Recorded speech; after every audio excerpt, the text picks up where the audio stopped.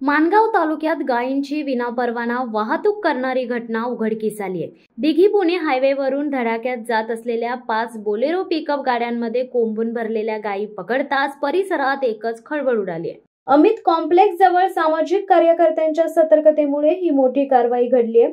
संशयास्पद हालचाल दिसताच कार्यकर्त्यांनी थरारक पाठलाग करत गाड्या रोखल्या आणि पोलिसांच्या ताब्यात दिल्या। कोंबून भरलेल्या गायींना थेट मृत्यूच्या दारातून जीवदान मिळाले। या प्रकरणानंतर नागरिकांचा रोष उसळला असून गायींना छळणाऱ्यांना कठोर शिक्षा द्या, गुन्हेगारांना सोडू नका अशी जोरदार मागणी होत आहे। पोलिसांनी गाड्या जप्त केल्या असून संबंधित आरोपींवर गुन्हा दाखल करण्याची तयारी सुरू आहे।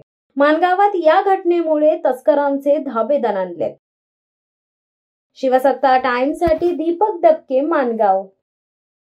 दे धडक बेधडक वृत्त देणाऱ्या आपल्या शिवसत्ता टाइम्स न्यूज चॅनलला लाल बटन दाबून सबस्क्राईब करा आणि बेल आयकॉनला क्लिक करायला विसरू नका।